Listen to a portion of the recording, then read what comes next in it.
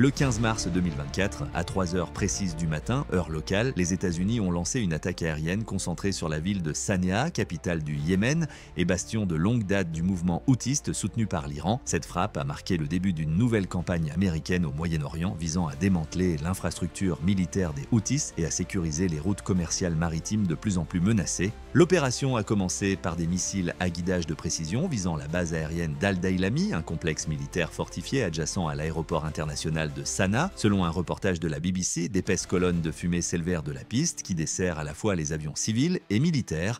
La base elle-même est depuis longtemps une priorité stratégique. Entre 2015 et 2022, elle a subi plus de 450 frappes aériennes de la coalition dirigée par l'Arabie Saoudite. Mais cette fois, les États-Unis menèrent l'effort. Les responsables américains ont confirmé que les frappes visaient à détruire les centres de commandement et de contrôle, les systèmes radars et les dépôts d'armes. Il s'agissait d'une action calibrée visant à rétablir la dissuasion, a déclaré un porte-parole du Pentagone. Cette dissuasion s'était considérablement érodée depuis fin 2023, lorsque les Houthis avaient intensifié leur campagne contre les navires commerciaux en mer Rouge. Le moment choisi était délibéré. Sur le plan stratégique, Sanaa se trouve à environ 160 km de la frontière saoudienne, ce qui en fait un pivot pour les opérations de défense et d'attaque. Les reportages d'Al Jazeera ont confirmé que de multiples explosions ont été ressenties dans toute la ville et dans les régions environnantes comme Sadr, où des frappes secondaires ont suivi dans les heures qui ont suivi. Alors que le ministère de la Santé yéménite, contrôlé par les Houthis, faisait état d'au moins 31 morts et plus de 100 blessés, les responsables américains ont insisté sur la sélection minutieuse des cibles militaires afin d'éviter les victimes civiles. Néanmoins, les images diffusées à l'échelle internationale ont suscité l'inquiétude dans le monde entier, montrant des infrastructures endommagées et des familles déplacées par les frappes. Il ne s'agissait pas d'un acte symbolique. Pour Washington, c'était un message. L'ère de l'observation passive était révolue. Le président Trump, s'exprimant plus tard dans la journée, a déclaré « Nous ne laisserons pas le chaos dominer les voies maritimes critiques. Cela s'arrête maintenant. » La frappe sur Sanaa n'était que le début. La phase suivante de cette campagne allait mettre à l'épreuve à la fois la détermination américaine et la capacité des Houthis à riposter. Elle a également soulevé des questions géopolitiques plus larges. S'agissait-il simplement de transport maritime ou s'agissait-il d'un avertissement indirect à l'intention de Téhéran ? Le 16 mars, la campagne américaine au Yémen avait dépassé les limites de la capitale. Des frappes aériennes ont été lancées pendant la nuit sur les positions houtistes dans les régions de Sadr, Marib, Al-Jayouf et même dans la ville portuaire cruciale de Hodeïda sur la mer Rouge. Le rythme et l'intensité de l'opération indiquaient un objectif stratégique clair, éliminer la capacité des Houthis à projeter leur puissance, en particulier sur les routes maritimes. Selon des rapports du ministère de la Santé contrôlé par les Houthis, le nombre de morts s'élevait à 53, dont 5 enfants, et des dizaines d'autres personnes avaient été blessées. Bien que le commandement central des États-Unis, CENTCOM, n'ait pas confirmé le nombre précis de victimes, il a déclaré que les frappes avaient visé des centres de commandement, des installations d'assemblage de drones et des dépôts de munitions. Le conseiller à la sécurité nationale, Mike Waltz, s'adressant à ABC News, a été franc « Nous venons de les frapper avec une force écrasante et avons mis l'Iran en garde ». Waltz a ajouté plus tard dans une interview avec Fox News que les forces américaines avaient neutralisé plusieurs hauts dirigeants Houthis, affaiblissant encore la chaîne de commandement du groupe. Le 17 mars n'a apporté aucun répit. Du jour au lendemain, des avions américains, apparemment soutenus par des avions ravitailleurs britanniques, ont effectué de nouvelles sorties au-dessus d'Al-Baïda et de certaines parties du district de Sa'ar. Un missile aurait détruit une station de relais de communication liée aux opérations de drones Houthis, selon des sources citées par The Guardian, puis vinrent les frappes du 24 mars, les plus étendues à ce jour. Selon Al Jazeera, des munitions américaines ont de nouveau frappé la capitale, faisant un mort et au moins 13 blessés. Les Houthis ont affirmé que d'autres bombardements avaient eu lieu à Sada et Hodeïda. Des images diffusées par des médias affiliés aux Houthis montraient des bâtiments effondrés et des quartiers jonchés de débris, suscitant de nouvelles inquiétudes quant aux conséquences humanitaires. Pourtant, le CENTCOM a maintenu que toutes les cibles étaient d'importance militaire. Nous menons des opérations 24 heures sur 24 pour démanteler les capacités offensives des Houthis, a déclaré un responsable de la défense américaine. La mission est claire, leur refuser les outils qu'ils utilisent pour menacer le commerce international. Au 25 mars, les données cumulées suggèrent que plus de 69 personnes sont mortes lors des frappes et que plus de 100 ont été blessés. Ces chiffres, bien que tragiques, soulignent l'ampleur de l'effort américain. Le secrétaire à la Défense Pete Hegseth a souligné dans des déclarations publiques « Il ne s'agit pas d'une opération limitée, nous continuerons jusqu'à ce que la menace soit neutralisée ». Les Houthis, cependant, ont juré de résister. Leur chef, Abdul Malik al-Houthi, a déclaré que le groupe intensifierait ses opérations contre les navires occidentaux en mer Rouge. L'Iran est également intervenu. Le ministre des Affaires étrangères, Abbas Araghchi, a déclaré via X, anciennement Twitter, « Les États-Unis doivent cesser leur agression au Yémen et mettre fin à leur soutien aux politiques israéliennes dans la région ». Malgré ces déclarations, les États-Unis ont maintenu leur élan. Pour de nombreux observateurs, la question n'était plus de savoir si la campagne réussirait tactiquement, mais si elle pouvait contenir les risques régionaux plus larges qu'elle pourrait déclencher. La mer Rouge est plus qu'une frontière géographique, c'est une artère commerciale mondiale, reliant la mer Méditerranée à la mer d'Oman via le canal de Suez et le détroit de Bab el-Mandeb. Elle gère environ 30% du trafic mondial de conteneurs, selon la Banque mondiale, mais depuis fin 2023, ce corridor vital est devenu un champ de bataille. Les Houthis, basés le long de la côte ouest du Yémen, ont lancé plus de 100 attaques contre des navires commerciaux transitant par la mer Rouge. Nombre de ces assauts, y compris des frappes de missiles et des attaques de drones, ont été dirigés contre des navires battant pavillon de pays occidentaux ou perçus comme ayant des liens avec Israël. Rien qu'en février 2024, le groupe a endommagé ou coulé 2 navires, faisant au moins 4 morts. Les implications sont énormes. Reuters rapporte que le trafic dans le canal de Suez a chuté de 75% au premier trimestre 2024. Les compagnies maritimes détournent de plus en plus de navires autour du cap de Bonne-Espérance, une route qui ajoute jusqu'à 15 jours supplémentaires et des millions de dollars en frais de carburant. L'Energy Information Administration des États-Unis met en garde contre des effets en cascade. Les porte-conteneurs de la côte américaine du golfe du Mexique à l'Asie, qui mettaient auparavant 44 jours, sont désormais confrontés à des voyages de 48 jours. Le commerce européen est encore plus durement touché. Un voyage de Rotterdam à la mer d'Oman prend désormais 34 jours au lieu de 19. Les grandes compagnies maritimes telles que Maersk et Hapag-Lloyd ont complètement suspendu les liaisons avec la mer Rouge. Le risque est trop élevé, a déclaré Rolf Haben-Janssen, PDG de Hapag-Lloyd en mars.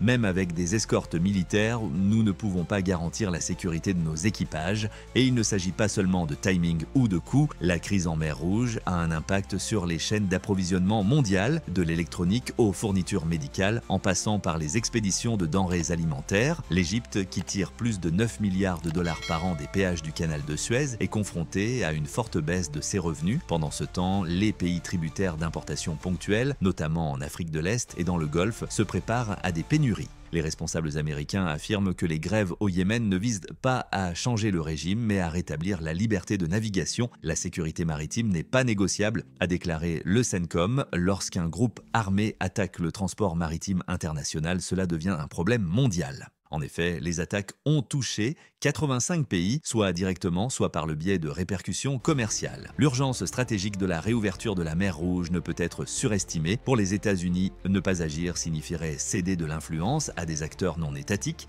et à l'Iran qui, selon beaucoup, orchestre ces perturbations par l'intermédiaire de son mandataire, les Houthis. Alors que les bombardements se poursuivent, l'espoir que le transport maritime international puisse un jour traverser la mer Rouge sans être la cible de missiles et de drones se maintient. Mais ce résultat est loin d'être garanti. Bien que les frappes américaines visent directement les Houthis, le calcul stratégique plus large pointe vers l'Iran. La réponse militaire de Washington ne vise pas seulement à neutraliser un groupe armé au Yémen, c'est un message direct à Téhéran sur les conséquences de l'autorisation d'une guerre par procuration au Moyen-Orient. L'Iran est depuis longtemps le principal sponsor des Houthis. Le Council on Foreign Relations décrit l'Iran comme le principal soutien étranger du groupe, lui fournissant des armes, des renseignements et des formations. En janvier 2024, la marine américaine a intercepté une cargaison à destination du Yémen révélant des ogives de missiles, des pièces de drones et des munitions anti-chars fournies par l'Iran. Ces découvertes mettent en évidence un long pipeline d'armes entre Téhéran et les Houthis. Pourquoi l'Iran investit-il autant dans une milice yéménite? La réponse réside dans l'influence régionale. En soutenant les Houthis, l'Iran gagne en influence sur l'Arabie saoudite, son principal rival géopolitique. Les Houthis lancent régulièrement des attaques transfrontalières de drones en territoire saoudien, forçant Riyad à engager des ressources militaires et perturbant la stabilité régionale. Plus récemment, les Houthis sont devenus un outil au service du programme plus large de l'Iran, notamment en ce qui concerne le conflit israélo-gazaoui. Le 12 mars 2024, les Houthis ont publié une déclaration menaçant de prendre pour cible tout navire lié à Israël dans les eaux du Moyen-Orient. Nos actions découlent d'une responsabilité humanitaire envers le peuple palestinien, ont-ils déclaré, faisant écho à la rhétorique officielle de Téhéran. Le ministre iranien des Affaires étrangères, Abbas Araghchi, a défendu les Houthis via un post sur X, anciennement Twitter, en déclarant « Les États-Unis doivent cesser de soutenir le génocide à Gaza et mettre fin à leur agression contre le Yémen. La déclaration visait à recadrer le conflit en tant que lutte morale, mais de nombreux observateurs y ont vu une tentative de l'Iran de détourner l'attention de son influence croissante par le biais de mandataires. Les analystes de l'Atlantic Council avertissent que l'accès des Houthis aux armes iraniennes de pointe, en particulier les missiles balistiques anti-navires et les drones, a modifié l'équilibre des forces en mer Rouge. Ces outils permettent à un acteur non étatique de perturber les routes commerciales mondiales en exerçant une pression bien au-delà des frontières du Yémen.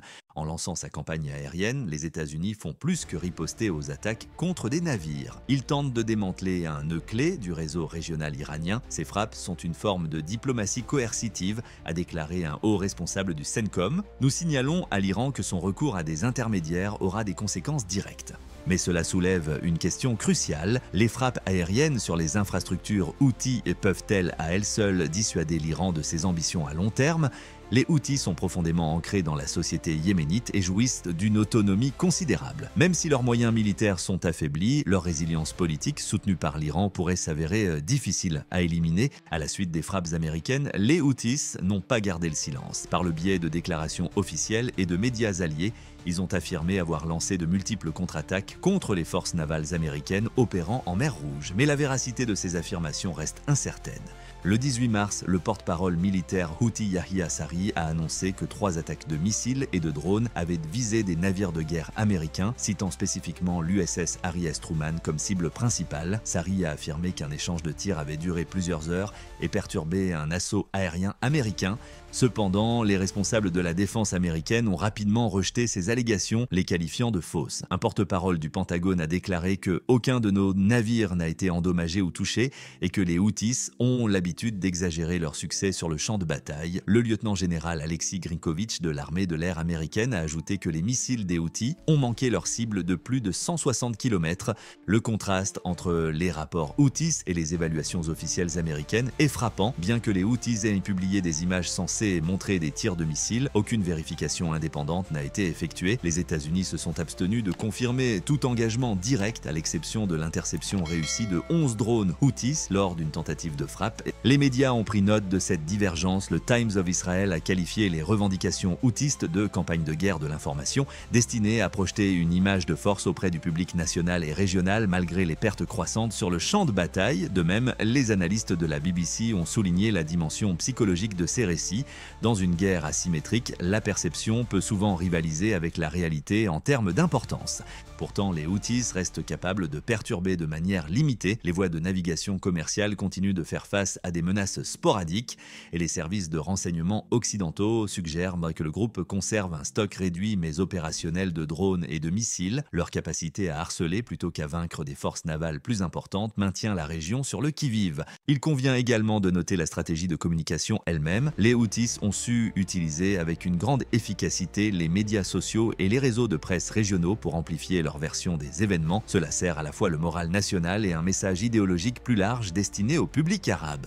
En fin de compte, si les représailles houtistes restent possibles, l'efficacité de leur contre-attaque semble minime. Pour l'instant, les États-Unis conservent une supériorité aérienne et navale incontestée dans la région, mais à mesure que la campagne se poursuit, le risque d'un échange mal calculé reste omniprésent. Les médias internationaux ont réagi à la campagne aérienne américaine au Yémen avec un mélange d'approbation, d'inquiétude et de scepticisme. Alors que les responsables américains insistent sur la nécessité stratégique de l'opération, les perspectives mondiales varient fortement, souvent en fonction des alignements géopolitiques et de l'opinion publique. Au Royaume-Uni, le Télégraphe a souligné la coordination entre les forces américaines et britanniques, notant que les avions ravitailleurs de la Royal Air Force ont permis le ravitaillement en vol des bombardiers américains. Le journal a décrit la campagne comme une réponse occidentale décisive à une menace asymétrique croissante. Pendant ce temps, The Guardian adoptait un ton plus critique, se demandant si les frappes américaines ne risquaient pas d'enflammer les tensions régionales. Un éditorial publié le 22 mars se mettait en garde. La puissance aérienne ne peut à elle seule éliminer les mouvements idéologiques. Il y a un risque de renforcer le sentiment anti-occidental sans parvenir à une stabilité durable. Dans le monde arabe, les réactions ont été très différentes.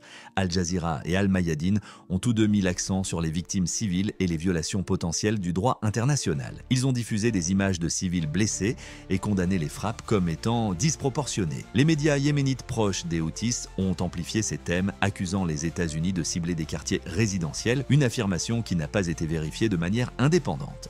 La presse israélienne, en revanche, a présenté les frappes comme une aide indirecte à leurs intérêts de sécurité nationale.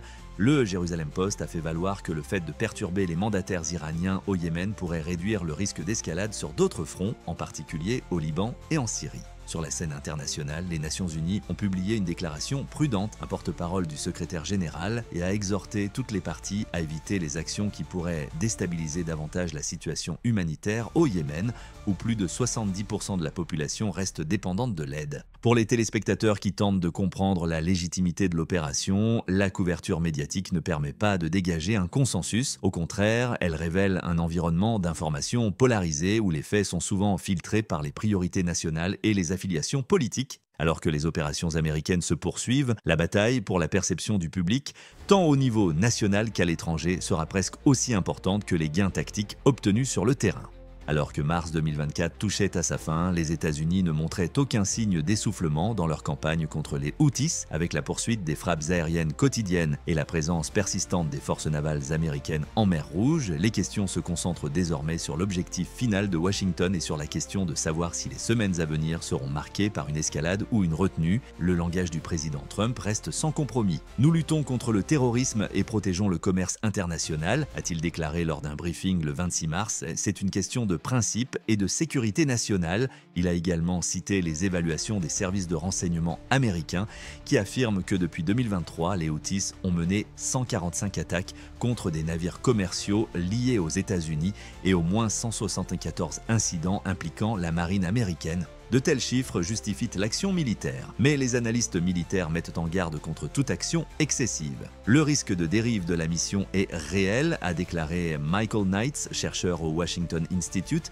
Si l'objectif est de réduire les capacités des Houthis, c'est réalisable, mais s'il s'agit de les éradiquer complètement, l'histoire suggère que cela ne se produira pas sans une campagne terrestre. En effet, le précédent de l'intervention menée par l'Arabie Saoudite au Yémen offre une leçon qui donne à réfléchir. Depuis 2015, Riyad a dépensé des milliards pour tenter de vaincre les Houthis avec un succès limité. Malgré plus de 20 000 frappes aériennes, le groupe reste retranché, résistant militairement et défiant politiquement. Les États-Unis risquent maintenant de suivre une voie similaire, bien qu'avec des capacités plus avancées et une portée plus étroite. Sur le plan diplomatique, Washington n'a pas exclu de mener des efforts parallèles. Un responsable du département d'État a déclaré au Wall Street Journal que des discussions informelles impliquant Oman et l'ONU sont en cours, visant à désamorcer les tensions régionales plus larges, en particulier avec l'Iran. Cependant, les progrès semblent limités, d'autant plus que Téhéran continue de soutenir ses partenaires régionaux sur le plan rhétorique et matériel. Le coût humanitaire suscite également des inquiétudes. Le Yémen reste l'un des États les plus fragiles au monde.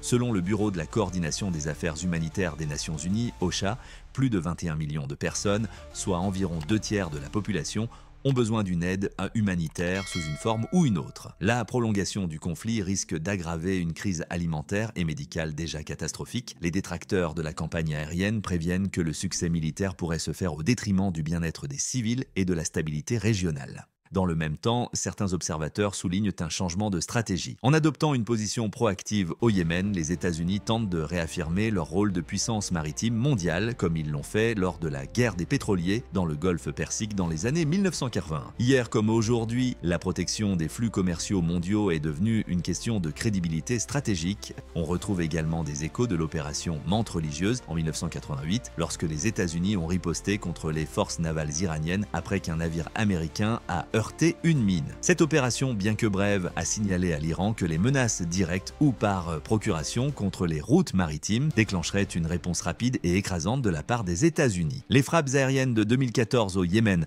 pourraient être considérées comme une continuation moderne de cette doctrine, conçue non pas pour occuper un territoire, mais pour faire respecter des lignes rouges.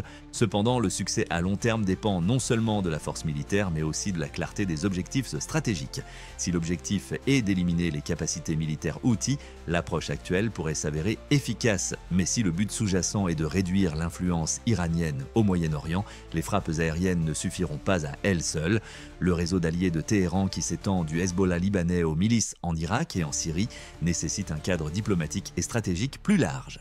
La question est donc de savoir si les États-Unis sont prêts pour ce type d'engagement soutenu. Après des années de retrait dans la région et un recentrage sur l'Asie, un regain d'intérêt militaire pour le Moyen-Orient pourrait mettre à rude épreuve les ressources et le soutien du public. D'un point de vue mondial, les partenaires en Europe et en Asie observent la situation de près. Les perturbations dans le transport maritime en mer Rouge ont un impact sur les économies bien au-delà du Golfe. Si les États-Unis sont perçus comme étant parvenus à sécuriser les routes commerciales mondiales, cela pourrait renforcer la confiance internationale dans le leadership américain. Mais si le conflit s'éternise ou dégénère en guerre régionale, des questions pourraient se poser sur la capacité de Washington à gérer des crises complexes et sur plusieurs fronts. Alors, que va-t-il se passer ensuite? Si les Houthis cessent leurs attaques et que la sécurité maritime est rétablie, les États-Unis pourraient réduire leur intervention. Mais si l'Iran utilise le groupe pour tester à nouveau la détermination américaine, cette opération pourrait se transformer en une confrontation plus large. Et cela nous amène à la dernière question. Sommes-nous témoins d'une campagne à court terme visant à sécuriser le commerce ou du premier chapitre d'une lutte géopolitique beaucoup plus vaste au Moyen-Orient? Faites-nous part de vos commentaires et restez à l'écoute pour suivre l'évolution de cette crise.